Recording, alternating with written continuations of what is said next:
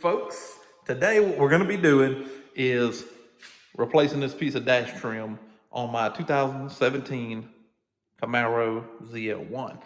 Now the reason I'm replacing it is because, as I'll show you in a second, right here I got some scuff marks from Holland Toolbox. So I just bought this piece. It was probably about 115 bucks shipped here to me. I figured might as well just replace it to make it like new again. This is the damage I'm talking about.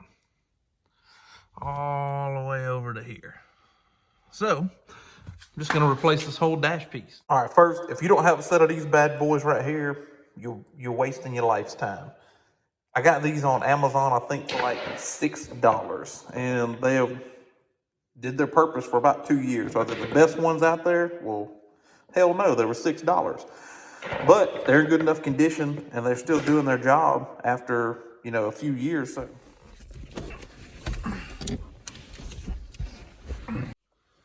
All right, so first things first on this trim panel right here, I'm gonna go ahead and pop it out. Just figure out which one of these will be the best to slide up under there. And all this stuff is just clips. Need something a little thicker.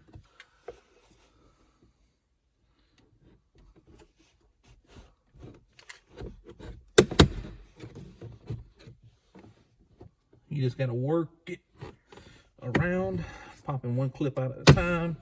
Don't try to do too much at any one point. Once you get it started, usually you can get it popped out pretty good. I feel like there's something back behind there. So we're gonna move on to this panel piece right here. Let's see, I'm gonna try to get up under this edge. Let's see if we can get this. I got up under the back edge here where it wouldn't be seen, and that just pops off like it doesn't matter. We got a couple of screws back behind there. Let's take my Pro Clip USA foam mount out of here. Just comes right out for me. I'm gonna figure out what screw head I need here. All right, so what I have on my little ratchet here is a 9/32. That's gonna be what fits it. Go ahead and loosen both of them.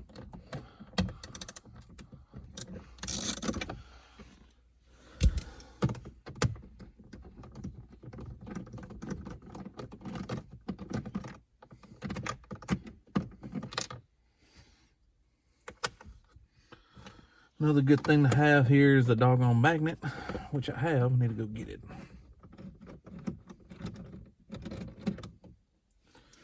Of course, they're not going to come out. Not without a fight.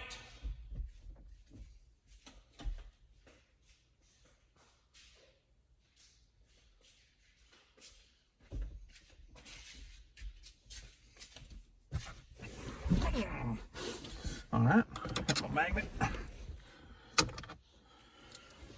2 bolts. Just use my cup holder here because it's easy to get to. And pull this bad boy out. See, it's got hooks at the top. It hooks in. So you'll just pull that out.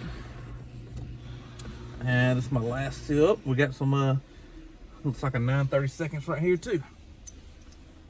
So we'll just go ahead and pull those out. There's one here, and then there's one back behind the radio right here. So then we'll take those out and see if we see any more.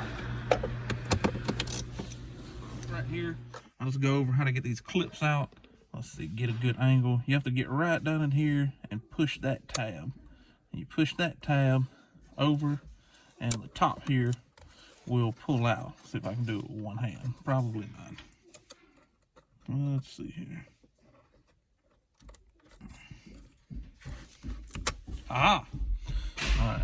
And then all of them are the same. Like these black ones right here. This right here is a tab for it. You just push the tab over and pull. Let's recap this because I found another bolt over here. So we'll just go ahead and say that there's one right here, and then here, let me just point them out. There's one right there. There's one right there. There's one right there. One there, and one there. that's where we're at so far. These two down here were ones for the radio that we took out for the radio. So I think I got all of the bolts out of it. All this stuff is unhooked, and we should just be able to pull, bam, and get this side out, and it'll give us a little something to pry on. And what I'll do, anytime I'm replacing this, I'm gonna go look at the new part I have up here and figure out where all the little clips are, and it's gonna really help me in placement of my tool, my plastic pry tool, to clip off, get the rest of these clips. Here on the new one, there's one right here next to the ignition switch, one up top here, a couple of smaller ones, or 3 smaller ones up at the top of this bezel right here, and then around this air conditioner you have 3, then 1 down here.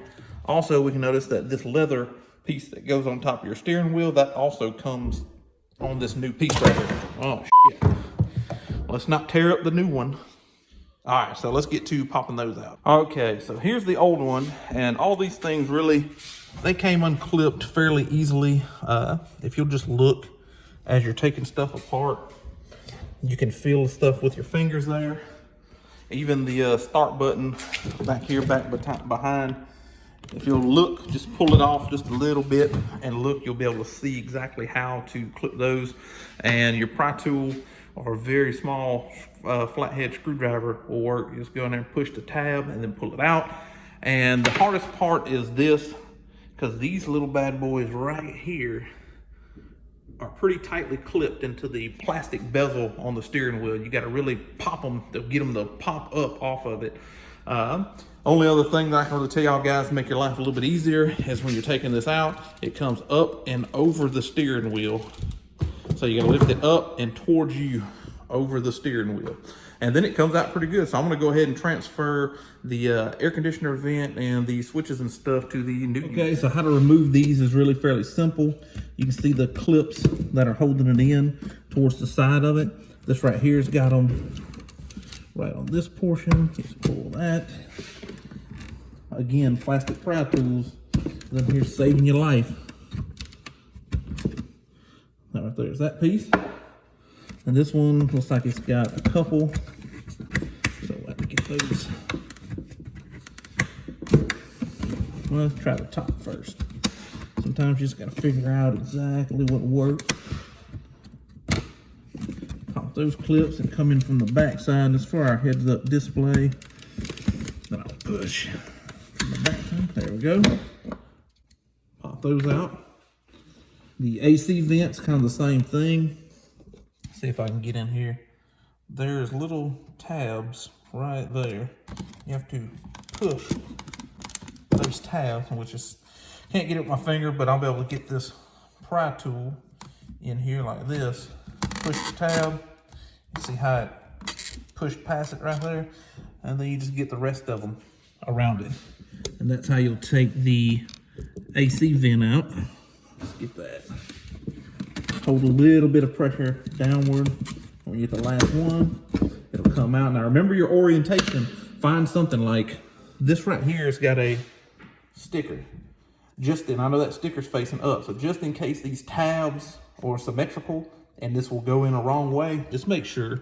You see it's got little plastic things right here. So I guarantee you that you can put this thing in upside down, then it won't line up. So make sure you find some sort of reference point. If you don't have a sticker on here, mark it. Mark what's up. So you make sure you clock it the right way when you put it in the new one. Start button, a little bit more of the same stuff.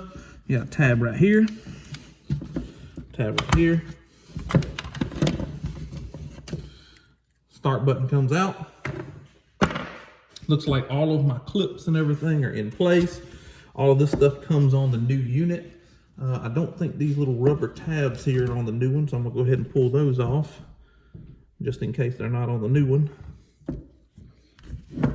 And let's start putting stuff on the new one. All right, so I got the new one here. I'll just go ahead and reverse the process.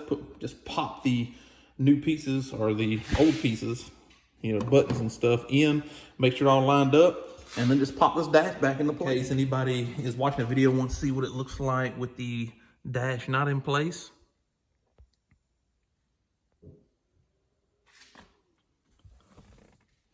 And no, I did not disconnect the battery.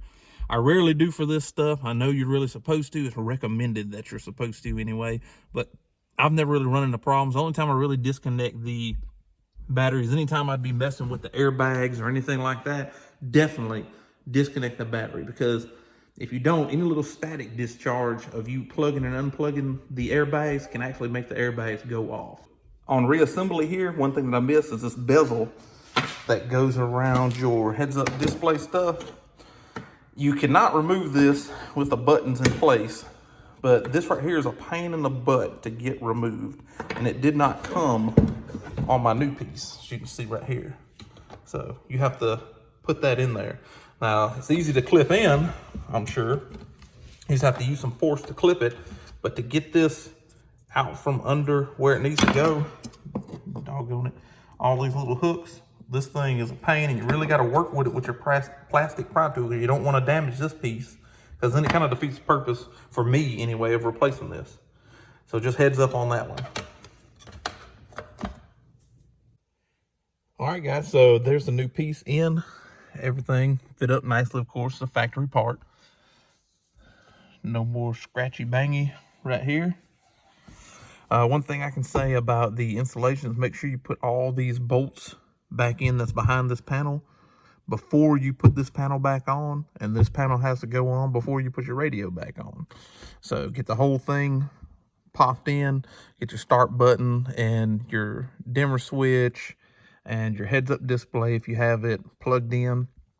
Pop all this back in with the clips, and then put your bolts in behind this panel right here.